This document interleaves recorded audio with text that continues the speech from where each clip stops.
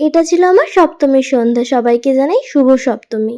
বাদামতলার প্যান্ডেলের থেকেও এই বছর এই লাইটিংটা ছিল সবথেকে বেশি আকর্ষণের। গোটা বর্ধমানবাসী তো এই লাইটের সামনে দাঁড়িয়ে ছবি তুলে ফেলেছে। আমি একমাত্র বোধহয় যে এই লাইটের সামনে দাঁড়িয়ে কোনো রকম ছবি তুলিনি। বাদামতলা থেকে বেরিয়ে আমরা চলে এসেছিলাম বাজেপ্রতাপপুরে ট্রাফিক কলোনিতে।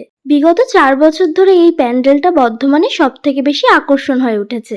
এই বছরে এখানকার থিম ছিল কাশী বিশ্বনাথ ধাম। প্যান্ডেলের ভেতরের এই জায়গাটাতে লাইটিংটা ছিল খুবই সুন্দর। বেশিরভাগ মানুষ তো এখানে দাঁড়িয়ে ছবি তুলেছে। আমিও এখানে বেশ কয়েকটা ছবি তুলে নিয়েছিলাম।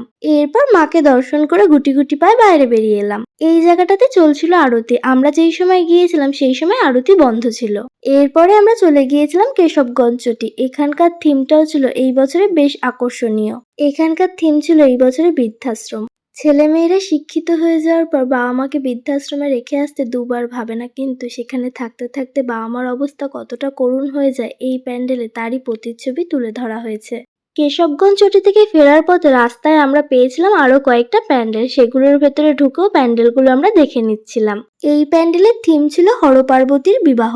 প্যান্ডেলের উপরে একটা বড় স্ক্রিন লাগিয়ে দেওয়া হয়েছিল, সেখানে বিভিন্ন রকম ভিডিও চলছিল। ব্যাপারটা কিন্তু দেখতে বেশ ভালো লাগছিল।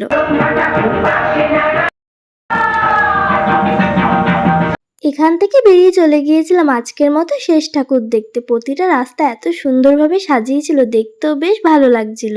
আরে এত কিছুর মধ্যে তো আমার লুকটাই আজকে তোমাদের সাথে শেয়ার করা হয়নি। আমাকে কেমন লাগছিল জানাতে ভুলো না। আজকের আমার ফুল আউটফিটটাই নেওয়া হয়েছিল অনলাইন থেকে। তোমাদের যদি লিংক লাগে আমাকে জানিও, আমি দিয়ে দেবো। চলো তাহলে আজকের জন্য এইটুকু, টাটা বাই বাই। দেখা হবে তোমাদের সাথে অষ্টমীর ব্লগে খুব তাড়াতাড়ি।